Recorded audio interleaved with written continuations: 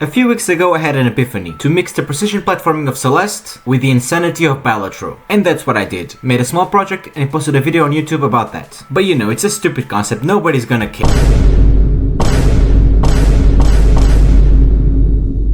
Oh. You guys care. Guess I have some work to do.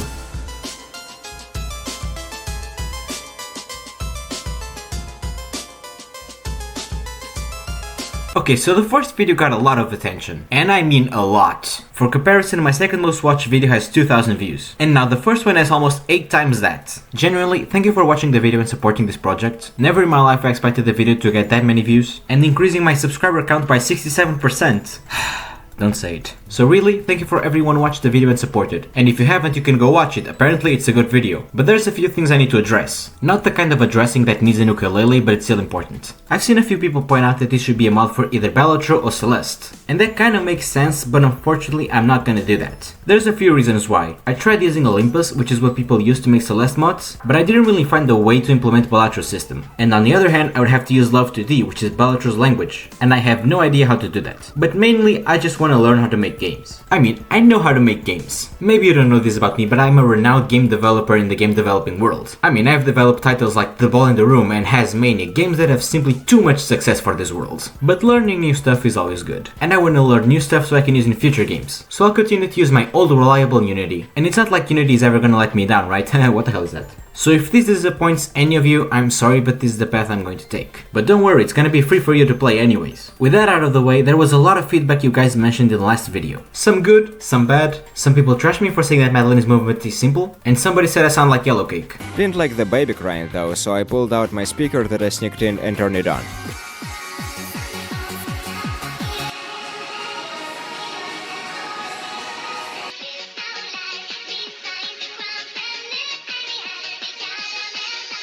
I don't really see it, but I like his content, so I'll take it as a compliment. Okay, let's actually add stuff to this game now. A few people said I should add wave dashing to the game. Wave dashing is this mechanic where you dash diagonally downwards and jump as you hit the floor to gain insane momentum forward. If you didn't understand what I just said, don't worry. Celeste is a PowerPoint presentation in-game that explains this mechanic.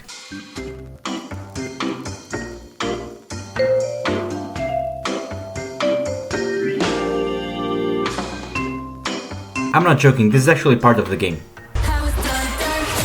Okay, but how do we add wave dashing into our mixture project thing, whatever I'm doing? It's a very simple process actually. Wave dashing happens when the player jumps after dashing diagonally downwards. So we need to verify if the player is dashing, if the dash they made is diagonally downwards, and of course if they jump. To check if the dash is diagonally downwards, we just need to check the direction of the dash. The dash has 8 directions, but only 2 of them are diagonally downwards. And here's how we verify if it's either of these two. Let's think about it in a 2D grid. Each direction is like a vector, and they have 2 values, the x and the y, which are either -1, 0 or 1. And these are the values for each vector. But remember, we only need 2 vectors. And what do these vectors have in common? The y value is negative and the x value isn't 0. And that's how we know the dash is diagonally downwards. We just gotta make sure these conditions are true. And just like that, we have wave dashing. I hope you guys are happy. Then I decided to add one of Celeste's gimmicks, the dream blocks. They're one of my favorite gimmicks in the entire game. They're part of the reason why Chapter 2 is my favorite, because they're so fun. And they weren't very hard to implement. I also made a shader for them to make them look good. Now, it doesn't have that wobbly effect that it has in the game,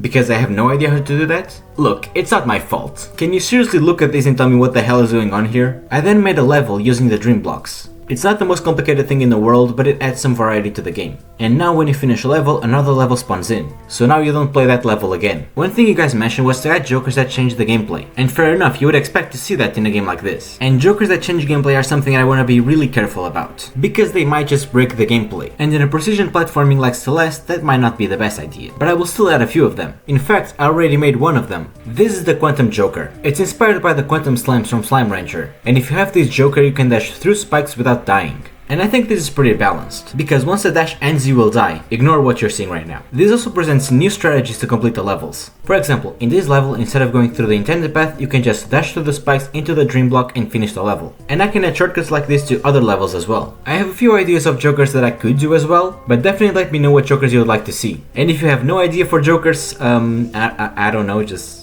subscribe, I guess. And now comes the part of the video where I don't have anything else to show. But if you reach this far, it means that you enjoyed the video, which means that you should probably hit the subscribe button, I would say. not wanting anything, but you should do that. No, really, thank you for watching the video and I hope you enjoyed. Speaking of which, recently I reached 500 subscribers, thank you so much for that by the way, and allegedly I unlocked this feature called Hype. Now, I'm not exactly sure how this works. If you're watching this on mobile, there should be a button labeled Hype and clicking on it should help the video get pushed to more people. I'm not entirely sure that's how that works, but I think it is. So if you want to support the channel even further, you can do that. Other than that, subscribe, like, leave a comment, the usual stuff. But most of all, just thank you for watching the video. See you next time!